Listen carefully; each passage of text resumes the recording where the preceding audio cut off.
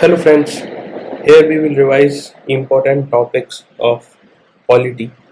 Uh, this is a revision series of polity. We will try to read about all the important topics that can be asked in the prelims 2023, and we are starting from the 100th news that we had placed in the current affairs plus static compilation of polity. So first of all, we will start with the Panchayati Raj. Rajasthan was the first state to establish Panchayati Raj. It was inaugurated in the Nagaur district. Okay. Then there were some committees like Ashok Mehta committee, and it vouched for three-tier system. And a district should be the first point for decentralization. Jila Parishad should be executive body, and official participation of political parties should be there. Compulsory power of taxation should be there with Panchayat. Regular social audit. Elections should be held within 6 months if panchayati institutions are superseded. ठीक है. And minister for panchayati raj state level पे होना चाहिए. Reservation for SC and ST. Constitutional recognition to these institutions. The main point is that it is a three-tier system. Ashok Mehta's committee said three-tier and district should be first point for decentralization. And compulsory power of taxation is third important point. GVK Rao Committee 1985, ठीक है. Jila Parishad should be unit for democratic decentralization. PRI at the district and lower level should be assigned an important role. A post of district development commissioner. He should be in charge of development departments at district level. And election should be held regularly. Then there was a LM Singhvi Committee in 1986. Constitutional recognition vouched for. Nyaya Panchayat should be established for cluster of villages. Emphasis on Gram Sabha as a center for democratic decentralization. Gram Sabha, okay, Gram Sabha, not Jila Parishad. Village Panchayat should have more resources, and judicial tribunal should be established to adjudicate judicial matters related to PRI. Now we will move towards another important thing. Special provision for some states in India. So 371 deals with Maharashtra and Gujarat. 371A deals with Nagaland. B deals with Assam. C deals with Manipur. Okay. D deals with Andhra Pradesh. Now it also deals with Telangana. E deals with Andhra Pradesh again. F deals with the Assembly of Sikkim. 71G deals with Mizoram, and S deals with Arunachal. J deals with Karnataka, that Hyderabad Karnataka region, equitable development. So we have to remember that the first one, Article 371, is related to Maharashtra and Gujarat. A is for Nagaland, Assam. The trick is that the H etc. they became states later on. So पहले से जो state था वो कौन था, मतलब नागालैंड को बना दिया गया था, क्रिएशन ऑफ नागालैंड 1963 में, ठीक है. असम को इंक्लूड किया गया बाद में, ठीक है. दो ये पहले स्टेट बना था, फिर मणिपुर को बनाया गया, एंड देन आंध्रा तेलंगाना से रिलेटेड है. मिजोरम लेटर ऑन जब स्टेट बना तो लेटर ऑन है, और अरुणाचल भी, और जे जो है वो कर्नाटका से रिलेटेड है. इतना फैक्चुअल पूछते नहीं, बट फिर भी. Zonal council is a statutory body, ठीक है. Statutory body, not a constitutional body. 1956 में बनाया गया zonal council. Inter state cooperation के लिए है, और पंडित जवाहरलाल नेहरू, क्योंकि 1956 से तो नेहरू जी होंगे. According to Section 17(1) States Reorganization Act, each zonal council must convene at such time as the chairman of council may appoint. ठीक है. जो सेक्रेटेरिएट होते हैं जोनल काउंसिल के, वो इन्वेस्टिगेट करते हैं centre state, inter state, zonal topics. Not important. Composition क्या है? Chairman union home minister, not prime minister, ठीक है. Union home minister, not prime minister. Vice chairman each state से टर्न बाई टर्न बन सकते हैं. मेंबर क्या हो सकते हैं? सीएम हो सकते हैं, दो अदर मिनिस्टर हो सकते हैं जो गवर्नर अपॉइंट करेगा, नॉमिनेट करेगा, and 2 members from union territories within that zone. Adviser 1 person nominated by planning commission. अब तो नीति आयोग हो गया. For zonal council chief secretaries, officers, ये सब आते हैं. कितने जोनल काउंसिल है? नॉर्दर्न है, सेंट्रल है, ईस्टर्न है, वेस्टर्न है, ठीक है, एंड देन साउदर्न है. एक नॉर्थ ईस्ट काउंसिल भी हुआ 1972 में नॉर्थ ईस्टर्न स्टेट्स के लिए, ठीक है।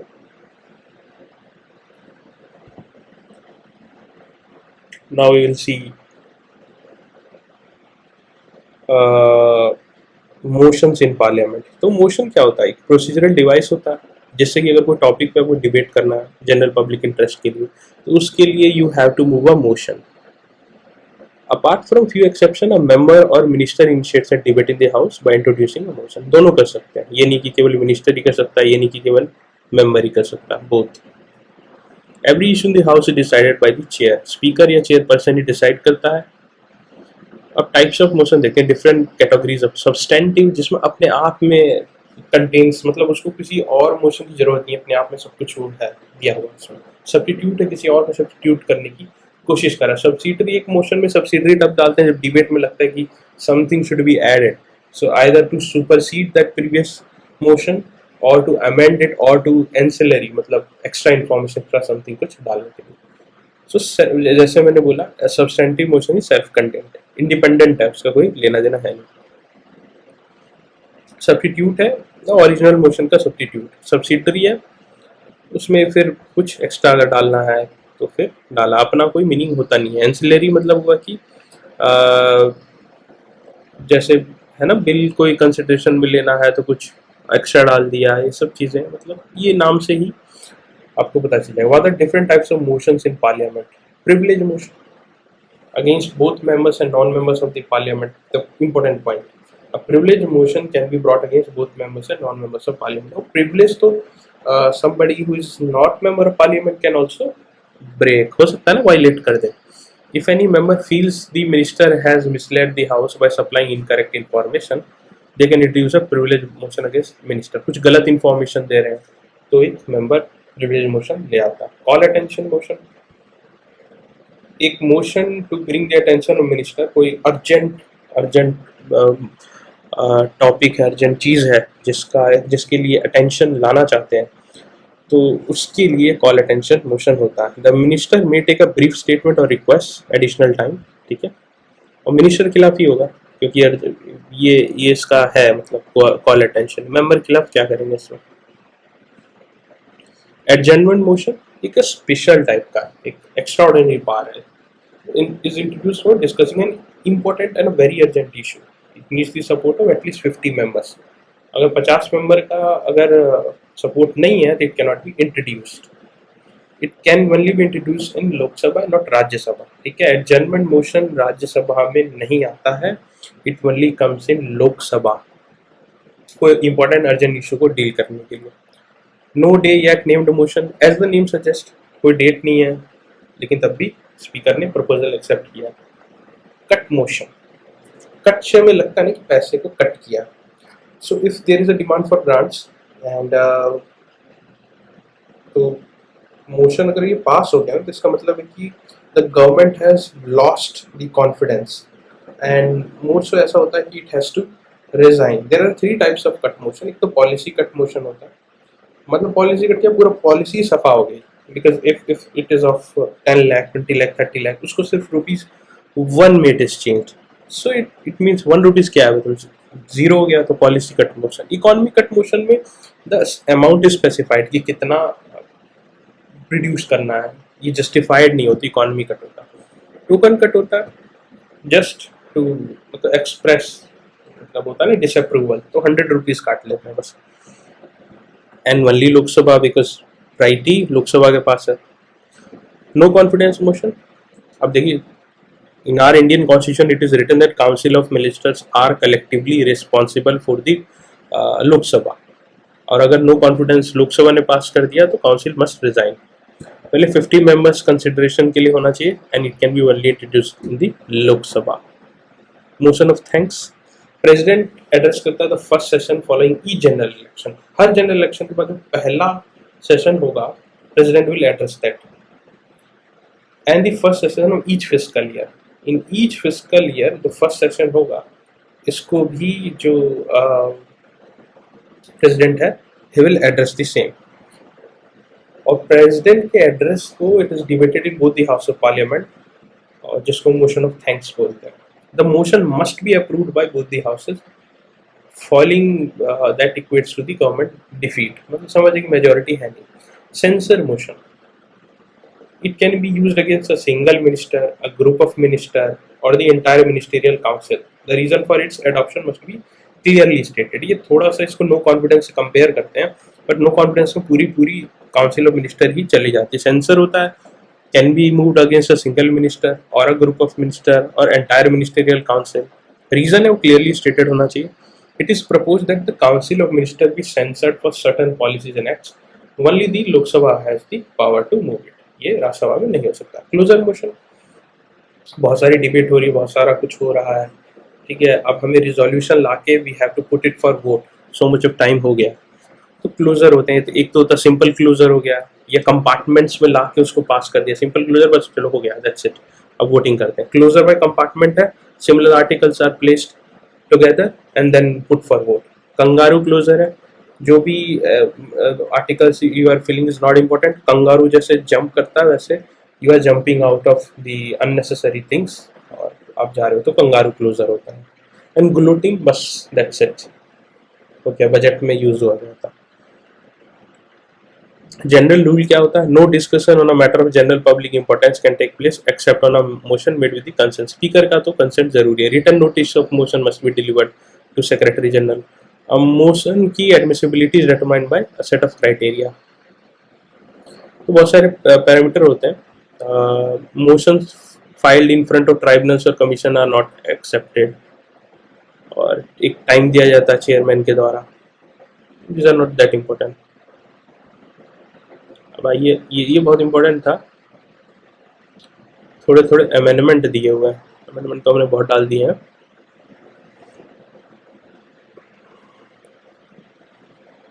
Important constitutional amendment. तो फर्स्ट अमेंडमेंट एक्ट देखते हैं. स्टेट को एम्पावर किया to make the advancement of socially and economic backward class. Reservation को लेकर था, इशू हो रहा था, तो फर्स्ट अमेंडमेंट एक्ट लिखा है. Saving of loss for acquisition of state, 9 schedule बना, ठीक है, लैंड रिफॉर्म को प्रोटेक्ट करने के लिए. 3 more grounds of restriction on freedom of speech and expression, with public order, friendly relation with foreign states and incitement to an offence and the justifiable. इसको it also made the restriction reasonable restriction. तो article 19 में जब when the constitution was framed, these things were not there, like public order was not there, friendly relations were not there, and incitement to an offense was not there. It was added with the help of First Amendment Act 1951. Provided that state trading and nationalization of any trade or business by the state is not to be invalid on the ground of violation of the right to trade or business. और nationalization socialism का policy था, तो right to trade और business जो है इसका violation ना माना जाए. तो all the socialistic principles को आगे बढ़ाने के लिए किया गया था. The Constitution 6th Amendment Act 1956. अब it included new subject in the union list, taxes on sale and purchase of goods in the course of interstate trade and commerce, and restricted the state's power in this regard. जो interstate trade होते थे ना, initially what was happening that एक discrepancy हो रही थी, because state has the power to do to regulate the same. So interstate trade को 6th Amendment Act 1957 it was brought under the union list. Then there was 8th Amendment Act 1960. इसने period of reservation जो SC and ST के लिए था and Anglo Indians के लिए Lok Sabha and state assembly को 10 years और बढ़ा दिया. It amended article 334 of the constitution. फिर है 10th अमेंडमेंट एक्ट 1961. इसमें इनकॉर्पोरेशन ऑफ दादर एंड नागर एंड वाली हवेली एज अ यूनियन टेरिटरी, क्योंकि 1961 में एक्विजिशन हुआ था पोर्तुगीज से को भगा के बैटल करके उनको, तब ये ऑपरेशन एक चला था. सो उसमें ही 10th अमेंडमेंट एक्ट आया था and article 240 of the constitution को अमेंड किया गया. कॉन्स्टिट्यूशनल 13th अमेंडमेंट 1963 में आया. स्टेट ऑफ नागालैंड 1963 में ही बना था and with a special provision under article 371A 170 को अमेंड किया. 15th अमेंडमेंट एक्ट, और इसमें था high court to issue writs to any person और authority even outside its territorial jurisdiction if the cause of action arises within its territorial limit. अब मान लो कि किसी ने क्राइम कर दिया बिहार में जाके, ठीक है, या फिर किसी ने दिल्ली में क्राइम किया, उसका सर बिहार में खड़ा. सो इवन दो हो सकता है कि high court of Patna has no jurisdiction over that, but cause of action जो एस्टेब्लिश हो रहा है इट इज गेटिंग एस्टेब्लिश्ड, तो हाई कोर्ट ऐसे में रिट इशू कर सकता है। ये 15th अमेंडमेंट एक्ट 1963 में क्लियरली मेंशन किया गया। It also increase the retirement age of high court जजेस फ्रॉम 60 टू 62 ईयर्स। तो रिटायरमेंट एज जो था पहले it was just 60 years, 62 years किया गया। तो ये अगर लिखा रहेगा कहीं भी कि वैसे वैसे कॉन्स्टिट्यूशन में लिखा था ये, नो, ये अमेंडमेंट के थ्रू आया था। Provided for the appointment of retired judges of the high courts as acting judge of the same court. Acting judge का भी प्रोविजन इसी से ऐड किया गया। और कंपनसेटरी अलाउंस, एक हाई कोर्ट से दूसरे हाई कोर्ट में अ जज इज ट्रांसफर्ड। और एडहॉक जज ऑफ सुप्रीम कोर्ट को जो बनाना है दैट ऑल्सो भी इसी में प्रोविजन डाला गया। And provided for procedure for determining the age of supreme court and high court जजेस। तो ये this was more related to judiciary. Then comes the 24th Amendment Act 1971, इसने पार्लियामेंट के पावर को अफर्म किया कि फंडामेंटल राइट को amend करना नहीं करना। Made it compulsory for the president to give his assent to a constitutional amendment bill. This was the question which was asked by the UPSC 2022, I guess. The 24th Amendment Act में provision है कि it made compulsory for the president to give his assent to a constitutional amendment bill. कोई constitutional amendment bill अगर आ रहा है तो he cannot deny, ठीक है। अब आते हैं कॉन्स्टिट्यूशनल अमेंडमेंट एक्ट 31st पे, 1973 में आया था। इसने लोकसभा की जो स्ट्रेंथ थी ना वो 525 से 545 कर दी थी 31st अमेंडमेंट एक्ट में। और upper limit of representative states जो था वो 500 से 525 कर दिया गया था। और जो यूनियन टेरिटरी था उसको डिक्रीज कर दिया गया था फ्रॉम 25 टू 20। तो ये इससे रिलेटेड था। 36th अमेंडमेंट आया था। Sikkim became the 22nd state of the Indian union. Chogyal dynasty थी वहाँ पे, छोग्याल डायनेस्टी, ठीक है। एक तरह का coup भी हो गया था एंड एक बफर बनाने के लिए भी इंडियन टेरिटरी के लिए, और इधर इंटरनल डिमांड्स भी थे मोनार्की के खिलाफ।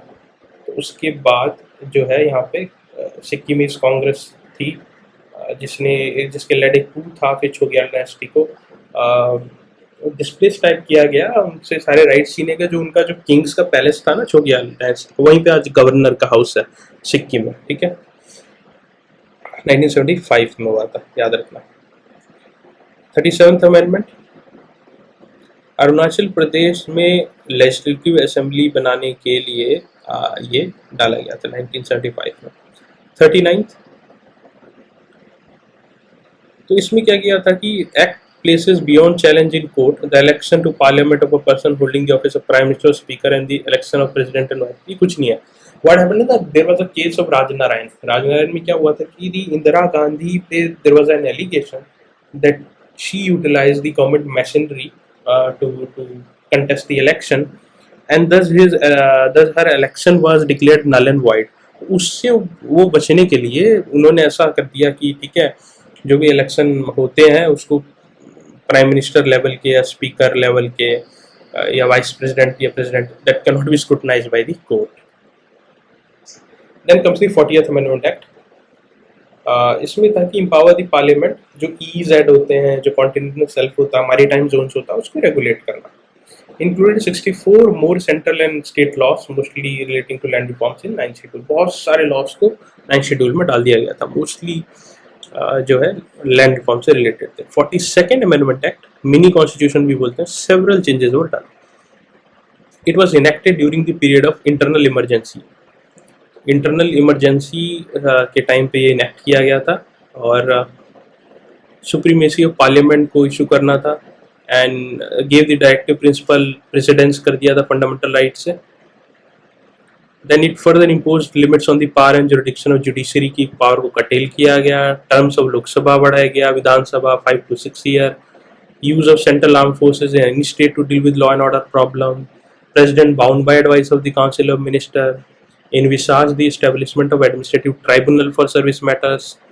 ठीक है। The act also clearly laid down the no constitutional amendment could be questioned in any court of law। no constitutional amendment मतलब पूरा का पूरा जुडिशियल रिव्यू ही छीन रहे हैं, ठीक है, पूरा का पूरा जुडिशियल रिव्यू, डार्कोनियन था ये। The constitution 43rd amendment act 1978, इसने प्रेसिडेंट का एसेंट लिया 13 अप्रैल को। This act repeal the obnoxious provisions जो था 42nd अमेंडमेंट एक्ट के। It restored civil liberties by deleting Article 31D, which gave power to Parliament to curtail even legitimate trade union activity under the guise of legislation for the prevention of anti-national activity. तो पूरा का पूरा जो trade union activity था उसको anti national declare करके जो prevent करने का था आर्टिकल 31D से, उसको पहले तो दे रिमूव्ड इट. तो एंटी नेशनल वाला ना चल रहा है बहुत पहले से, हैज अ पास्ट प्रेसिडेंस. ऐसा नहीं है, these things go on, government changes but the stance remains same. The new law, which was ratified by more than half of the states in accordance with the constitution, also restores legislative powers to the state to make appropriate provision for anti-national activities. फिर वही सब है. तो बहुत सारे डार्कोनियन provisions लाए गए थे, उनको हटाने के लिए कोशिश किया गया. Constitutional validity of central law high court कर सकता है, रिस्टोर कर रहे हैं. ठीक है. अब इसमें 44th अमेंडमेंट एक्ट में जो प्रोविजंस हैं इमरजेंसी के, उसको स्ट्रिंजेंट किया जाएगा ताकि anybody in the future can not miss use it. तो पहले तो जो 6 ईयर का प्रोविजन था उसको it was reduce to 5 years. The right to property ceases to be a fundamental right and become only a legal right. 44th amendment act में this was not at all now a fundamental right, and it became a legal right, not only available to citizens but also to non-citizens. This you have to remember. Okay. And it also provided constitutional protection for publication of proceedings of parliament, state legislature, except when it is malicious. ठीक है. तो एक freedom of expression का जो दायरा था वो और बढ़ाएगा. Another important feature of this act is that any proclamation of emergency needs henceforward be issued by the president only after receiving the advice of the cabinet, whole cabinet as a whole, in writing में लिखा होगा. The president will not be called upon to act on the basis of advice by only prime minister on his own, जो पहले हुआ था.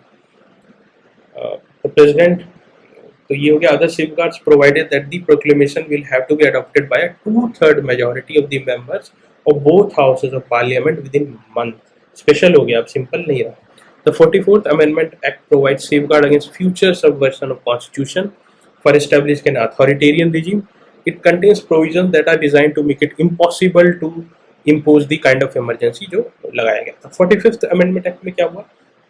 SC/ST के लिए जो सीट्स थी उनको रिजर्वेशन, लेजिस्लेटिव असेंबली, काउंसिल, ये जो भी है उसको 10 years और बढ़ाया गया. फिर 46th है, इसमें it seeks to authorise the government to prepare an authoritative text of the constitution in Hindi. Text को हिंदी में करने के लिए 46 था. Now 52nd amendment act important. Anti defection law आया था इसी से राजीव गांधी टाइम में. ठीक है, राजीव गांधी गवर्नमेंट में.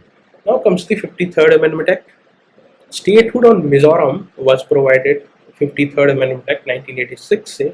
Many a times they ask chronological sequence come when which state was formed, so this may help you.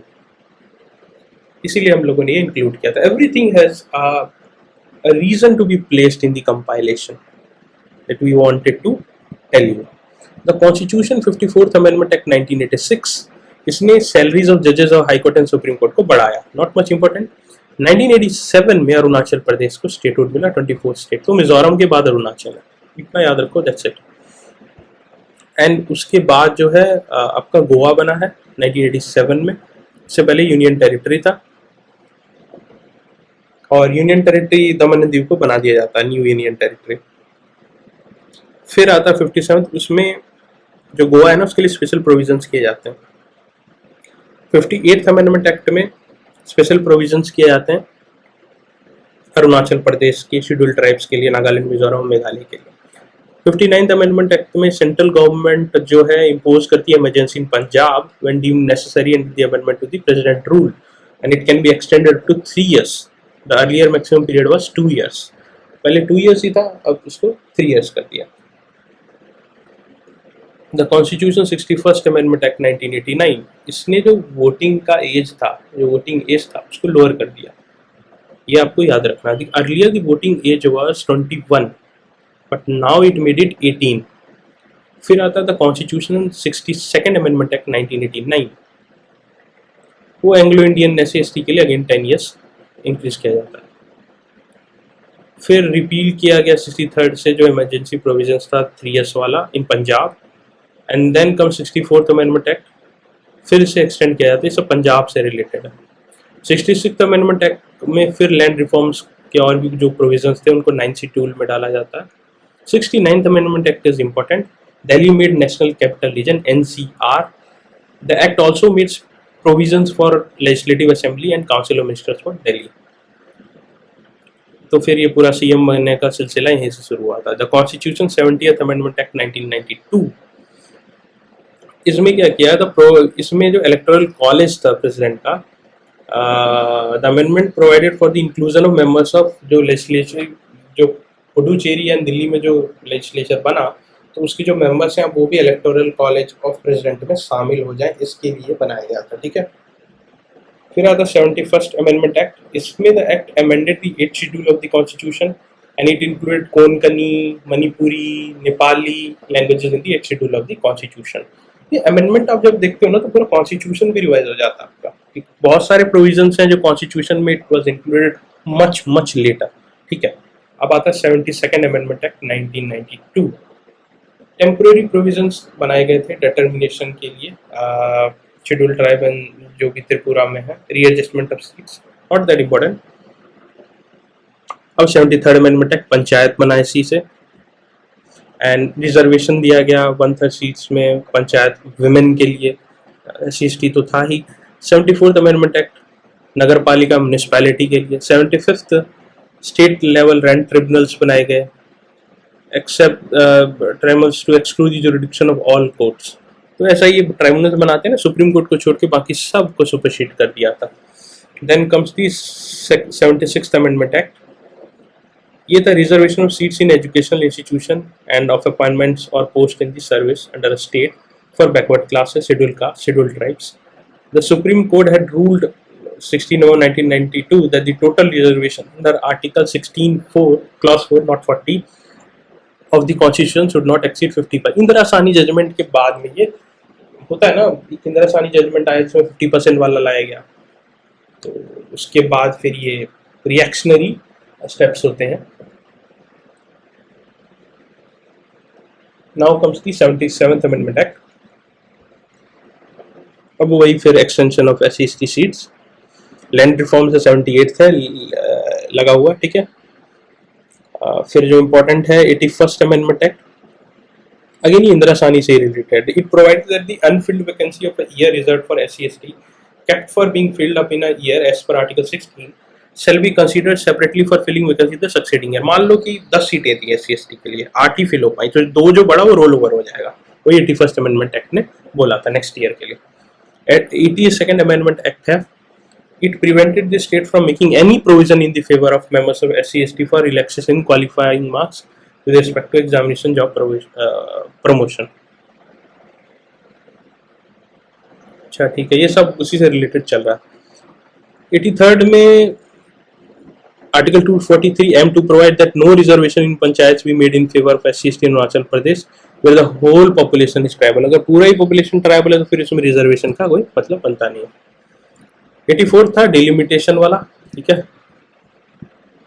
85th amendment act था consequential seniority वाला, होता ना सीनियरिटी इन प्रमोशन। मान लो if someone is from reserve category became officer in 34 और फिर उसको promotion में कॉन्सिक्वेंशियल पोजीशन मतलब आपको देना ताकि वो ऊपर के लेडर पे भी पहुंच पाए, तो इसके लिए बनाया गया था प्रोविजन।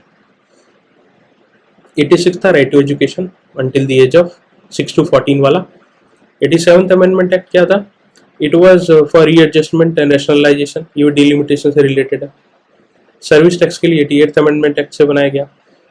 89th अमेंडमेंट एक्ट है बाइफरकेट के national commission for schedule caste and schedule tribe into 2 separate bodies, namely National Commission for SCs and National Commission for STs। ठीक है, फिर आता है Constitution 90th Amendment Act provided for maintaining the erstwhile representation of scheduled tribes in the Assam Legislative Assembly from the Bodoland Territorial Areas District। ठीक है, इतना important है नहीं। इसमें क्या 91st अमेंडमेंट एक्ट से जो मिनिस्टर का साइज था इट वाज बर्जनिंग, हर किसी को मिनिस्टर बनना था, everyone wanted to become minister. खरीद फरोख्त everything, horse trading everything was going on. तो फिर वो 15% का कैप लगा दिया। ठीक है, जितने भी लेजिस्लेटिव मेंबर होंगे सिर्फ 15% से ज़्यादा मिनिस्टर नहीं बन सकते। 92nd Amendment Act में included Bodo, Dogri, Santhali, Maithili as an official language in the 8th schedule. 93rd Amendment Act provided for 27% reservation for OBC in government as well as private higher educational institution. उससे पहले educational institution में नहीं था, it was only in the services. Then 94th Amendment Act 2006 provided for a Minister of Tribal Welfare in newly created Jharkhand and Chhattisgarh states, including MP and Odisha. 95th Amendment Act 2010 वही reservation extend किया गया. 96 से ओडिया को ओरिया किया गया, ओरिया से ओडिया किया गया, जो भी था, ठीक है, not that important. 97th amendment act जो है, it added the word cooperative society, ठीक है, in article 19(1) clause C and inserted article 43(b) related to the promotion of cooperative societies and added part 9(b), that is the cooperative societies. Then comes the Constitution 98th Amendment Act 2013. It empowered the Governor of Karnataka, वो Hyderabad Karnataka reason के लिए, इसलिए जे है एकदम last में. 99th Amendment Act था NJSC बनाने के लिए, strike down by the supreme court, unconstitutional. Constitution and 100th Amendment Act 2015, ठीक है. Land boundary agreement India Bangladesh का था ना, द ट्रांसफर इनक्लेव्स, वो 100th Amendment Act. 101st GST. 102nd Constitutional Status to National Commission for Backward Classes. 103rd EWS reservation. 104th extended the reservation of SC ST, ठीक है, इन Lok Sabha and state assemblies. तो ये पूरा का पूरा अमेंडमेंट एक्ट आपका सारे अमेंडमेंट फिनिश हो गए. It's not that easy. Sources of constitution देखिए, अब थोड़ा देख लेते हैं. प्रेसिडेंट क्या नॉमिनल हेड होगा, cabinet system, parliamentary type of government, post of prime minister, bicameral parliament, council of minister, provision of speaker in Lok Sabha, legislation, citizenship, writs, ठीक है, rule of law, everything came from the United Kingdom. USA से आया है हमारा preamble, fundamental rights, independent judiciary, judicial review, impeachment of president, removal of judges of Supreme Court and High Court, and function of vice president. तो ये देखो important क्या, function of vice president कहाँ से आया, यूएसए से आया. एंड जुडिशियल रिव्यू कहाँ से आया, यूनाइटेड स्टेट्स ऑफ अमेरिका से आया. Impeachment of president, removal of जज of supreme court, high court, ये सब यूएसए से आया. प्रियम्बल आप लोगों को पता होता है ज़्यादातर. रिट्स को आप यूएसए में डाल देते हो, रिट्स आया यूके से. Then comes Canada, federal system with strong centre, ये भी पूछा जाता है. Residuary powers in the centre, जो रिज्यूडरी पावर जो है, जो तीनों लिस्ट में नहीं है, that is with the centre, ये कनाडा से है. Appointment of governor by the centre, ये जितने भी स्ट्रॉन्ग सेंटर वाले प्रोविजंस हैं, that came from Canada. Advisory jurisdiction of supreme court, advisory jurisdiction होता है, president can ask supreme court कुछ भी लीगैलिटी है, लेकिन जो एडवाइस टेंडर और एंडर किया जाएगा सुप्रीम कोर्ट के द्वारा, वो बाइंडिंग नहीं होता है, ठीक है. तो ये सारी चीज़ें, ये आया कनाडा से. फिर आता है principle of cooperative federalism, Australia से. इंटरस्टेट ट्रेड, ऑस्ट्रेलिया से. Trade and commerce, concurrent list is not from Canada but from Australia, this you have to remember. Concurrent list is from Australia, not from Canada. Joint sitting of the House of Parliament, Australia से आया. DPSP from Ireland, ठीक है, DPSP from Ireland. Presidential election from Ireland. Nominating the members of Rajya Sabha is from Ireland, ठीक है. तो ये सारी चीज़ें आयरलैंड से आई हैं. जो नॉमिनेशन होती है ना 12 मेंबर्स के, that came from Ireland. Republic जो बोला जाता है वो फ्रांस से आया है.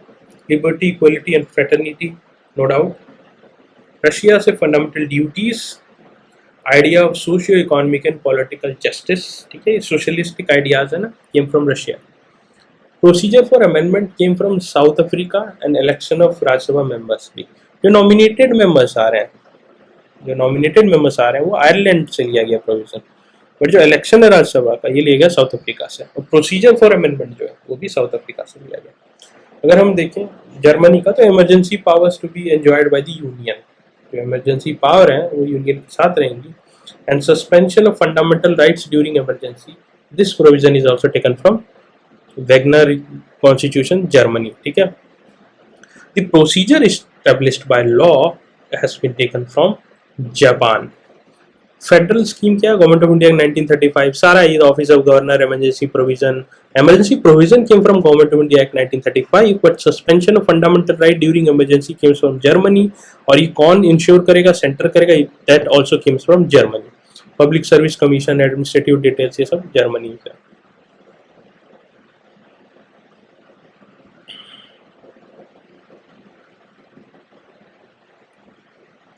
पार्लियामेंट्री कमिटीज अपने आप में एक बहुत बड़ा टॉपिक है. The committee is called a parliamentary committee if it meets the following requirement. ठीक है, appointed by the house or nominated by the speaker or chairman, work under the direction of speaker, जो मतलब पूरा speaker के अंदर में control है. It should present its report to the house or the speaker or the chairman. It should have a secretariat provided by the Lok Sabha, Rajya Sabha. तो वो parliamentary committees हो गए. The Constitution of India makes a mention of these committees at different places, but without making any specific provisions regarding their composition, tenure, functions. All these matters are dealt by the rules of two houses. मतलब ऐसा नहीं कि mention नहीं है. अगर लिखा हो कि मेंशन नहीं है तो ये गलत स्टेटमेंट. मेंशन है बट कुछ स्पेसिफिक प्रोविजंस नहीं है. Then there are consultative committees. It is different from parliamentary committee in the following ways. It consists members from both the houses of parliament. Minister or minister of a state in charge can be chairman of committee, जो उसमें नहीं होता. They act as a bridge between member of parliament and ministers on government policies. They are constituted by Ministry of Parliament Affairs. It takes responsibility of everything of the committee. मतलब ये speaker वाला नहीं है, ये this is constituted by or made by the Parliamentary Affairs Ministry, consultative committee. ठीक है. The membership of these committees is voluntary and may vary. Maximum members up to 30 members and minimum is 10. They are constituted on commencement of new Lok Sabha and dissolved with the end of term of Lok Sabha. बनेगा लोक सभा बनते ही और and भी हो जाएगा लोक सभा जैसे ही डिसॉल्व हुई. स्टैंडिंग कमेटी, ठीक है, बनाए जाते हैं और उसमें डिफरेंट टाइप्स हैं स्टैंडिंग कमिटीज में. जिसमें फाइनेंशियल कमिटीज हम देखते हैं, दे आर 3 नंबर. एक तो PAC हो गया, public account committee. It came into existence after Government of India Act 1990. Consists of 15 members Lok Sabha, 7 from Rajya Sabha. Minister is not eligible for election in this committee. एक minister PAC का member नहीं हो सकता. Term 1 year है. Chairman appointed by the speaker and chairman is invariably from opposition. Minister होता नहीं है, chairman जो बनाते हैं वो अपोजिशन से होता है. पर्पस क्या है? To ascertain whether the money granted by Parliament has been spent by government within the scope of demand. मतलब पैसा खर्च किया ढंग से कि नहीं. The appropriation accounts of the Government of India and the audit reports presented by the Comptroller and Auditor General mainly form the basis of the examination of the committee. तो एक तरह का CAG के साथ ये टेंडम में काम करता है. Cases involving losses, negatory expenditure and financial irregularities come in for severe criticism by the committee. ऐसी कुछ भी चीज होगी तो कमिटी इसको देखेगा. Committee is not concerned with the question of policy, it is concerned only with the execution of that policy. In fulfilling these functions, CAG assists the committee. तो tandem में काम करता है. एडवाइजरी नेचर होते हैं, कोई भी काम बाइंडिंग तो होते नहीं है, कोई भी डिसीजन कमिटी करेंगे. एस्टिमेट्स कमिटी 30 मेंबर, 30 के 30 लोकसभा के, ठीक है. 9 राज्यसभा मेंबर. मिनिस्टर एलिजिबल नहीं है, 1 year और appointed by speaker and he is invariably from ruling party. PAC में क्या होता था? अपोजिशन से होता था. एस्टिमेट कमेटी में रूलिंग पार्टी का ही रहेगा. पर्पस है what economies, improvement in organisation efficiency, administrative reform, ये सारी चीजों को देखना. From time to time the committee select such of the estimate pertaining to a ministry or a group of ministry or the statutory and other government body who seem fit to the committee. Committee also examines matters of special interest जो लाया जाएगा. Postmortem analysis, जब सब कुछ हो गया तो हो गया और असिस्टेंस भी नहीं है कैग की कोई. एक है public undertakings, as the name suggest PSU वगैरह पब्लिक अंडरटेकिंग है, उनके ऑडिट टाइप करते हैं. Created on the creation of Krishna Menon Committee, consists of 15 members elected by the Lok Sabha and 7 of Rajya Sabha. Minister not eligible, term 1 year. Chairman appointed from members of Lok Sabha only and is appointed by Speaker. इसमें कुछ ऐसा नहीं दिया ruling या फिर opposition. Purpose: reports and accounts of public undertakings. It examined the reports, if any, of the CAG on the public undertaking to examine the context of the autonomy and efficiency of the public undertakings, whether the affairs of public undertaking are being managed in accordance, ठीक है, sound policies हैं कि नहीं, ये सब देखा जाता है. Committee does not, however, examine matters of major government policies. Day-to-day administration को नहीं देखती है. The members of the above committee are elected according to the principle of proportional representation, single transferable votes है. फिर आती है departmental standing committee. 17 departmental related standing committee हैं, 1993 से बनाई गई. These committees cover under the jurisdiction of all ministries, departments of government of India, मतलब commerce हो, होम अफेयर्स हो, जितनी भी मिनिस्ट्री है सबकी एक डिपार्टमेंटल कमेटी है. Out of the 17 committees, 6 committees are serviced by the Rajya Sabha Secretariat, 16 committees, 9 to 24 by the Lok Sabha. So मतलब ये जो कमेटी है ना, कॉमर्स हो गई, होम अफेयर्स हो गई, human resource, industry, science and technology, transport, health and family, personnel public grievance and order, तो 1 to 8 जो है ये राज्यसभा के अंदर आती है, और जो 9 to 24 है वो लोकसभा सेक्रेटेरिएट में आती है. Each of these standing committee consists of not more than 45 members, 30 to be nominated by the speaker Lok Sabha से, 15 by chairman Rajya Sabha से. A minister is not eligible. The term of member 1 year है. With reference to ministries department, the function of these committees are consideration of demand for grants, जितने भी grants होते हैं ना budget के लिए, examination of bills referred by the chairman Rajya Sabha, Lok Sabha, consideration of annual reports, consideration of national basic long term policy documents. इसमें कहीं भी डे टू डे एडमिनिस्ट्रेशन से कोई लेना देना नहीं है, ये आपको ध्यान रखना. Committee to enquire, committee on petitions. The committee consist of 15 members in Lok Sabha and 10 members in Rajya Sabha, अलग अलग है, ठीक है. A minister is not nominated in this committee. Function of committee is to consider and report on petitions presented to the house. Besides, it also consider representations from individual and association.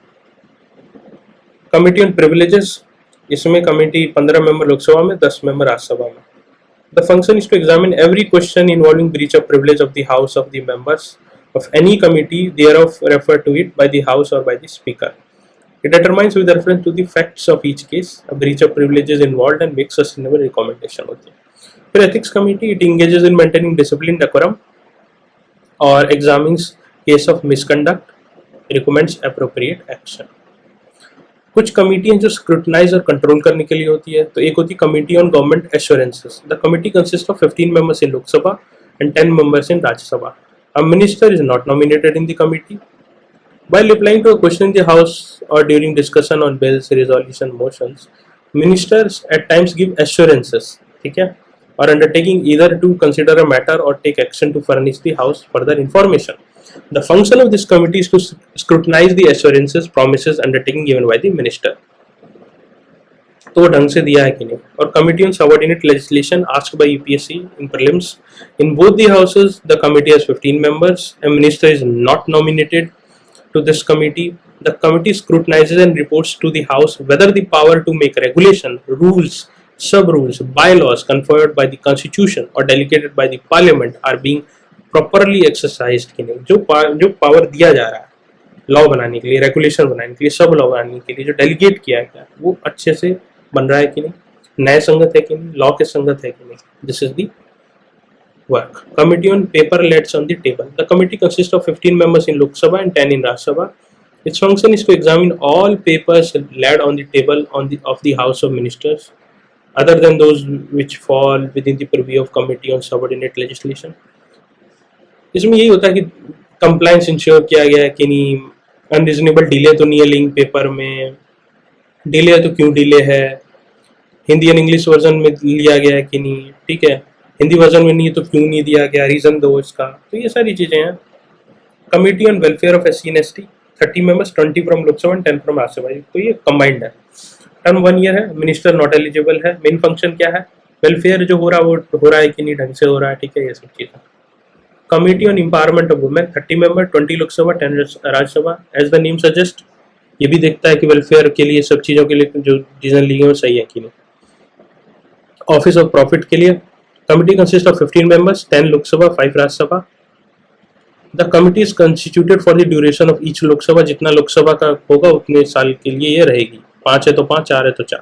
The main function of the committee is to examine the composition and character of the committees, appointed by the central and state government and to recommend what officers should disqualify and what officers should not qualify. क्या आएगा purview में उसको decide करती है. Day to day business, एक business advisory committee हो गई, ठीक है. लोकसभा में 15 मेंबर्स होती है एंड वही स्पीकर ही उसका हेड होता है. And Rajya Sabha it has 11 members including chairman ही उसका चेयर वो होता है, हेड होता है. The members are nominated by the speaker और the function of committees to recommend the time that should be allotted for discussion of such government legislation, businesses, कैसे होगा, क्या टाइम अलॉट किया जाएगा. फिर प्राइवेट मेंबर बिल पे है, consist of 15 members and the deputy speaker is its chairman when nominated as a member of the committee. अगर member हो गया तो वो चेयरमैन हो जाता है, deputy speaker. It is nominated by the speaker. Function क्या है, प्राइवेट मेंबर बिल्स को देखना, रिजोल्यूशन क्या होगा नहीं होगा, ठीक है. Rules committee as the name suggest rules के लिए है. The members are nominated by speaker, chairman and speaker again इसके हेड होते हैं. The committee considers matters of procedure and conduct business, ये सारी चीज़ों को लेकर. कमिटी ऑन एब्सेंस मेंबर, जो एब्सेंट रह जाते हैं ना उनको रिमूव करने की न्यूज़ के लिए तो प्रोविजन क्या है. The committee considers all application from members for leave और absence from the sitting of house and examines every case when a member has been absent for a period of 60 days or more without permission from the sitting of house. In its report, it makes recommendation with respect to each case as to whether the absence should be condoned or leave applied जो है वो genuine है कि नहीं. तो there is no such committee in Rajya Sabha. Committee on absence of members is just with it is in Lok Sabha. Housekeeping committee, ठीक है. Housekeeping सब समझ ही जाओ, ठीक है. इसमें सब कुछ है, हॉस्पिटैलिटी, लाइब्रेरी कमेटी, सारी चीज़ें इसमें. एडहॉक कमेटी भी बनाई जाती है इंक्वायरी एंड एडवाइजरी कमेटी के लिए. कंसल्टेटिव कमेटी जो हमने पहले बताया था, वेरियस मिनिस्ट्री से अटैच की जाती है. Minister of state in charge of the ministry concern जो होता है वो चेयरमैन के लिए एक्ट करता है. इनफॉर्मल डिस्कशन के लिए होता है, मैक्सिमम 30 मिनिमम 10 रहेगा. पार्लियामेंट्री अफेयर्स मिनिस्टर द्वारा बनाया जाता है. इनफॉर्मल भी होती है, रेलवे जोन्स के लिए बनाई गई थी. तो ये देखिए इतना, ये बहुत सारा हमने बहुत important topics we have discussed, ठीक है. तो इस ये हो गया. एक दो वीडियो और बना देते हैं या एक वीडियो और ले आएंगे, इनमें और थोड़े इंपॉर्टेंट चीज़ें डिस्कस कर लेंगे. Thank you very much, take care, best wishes.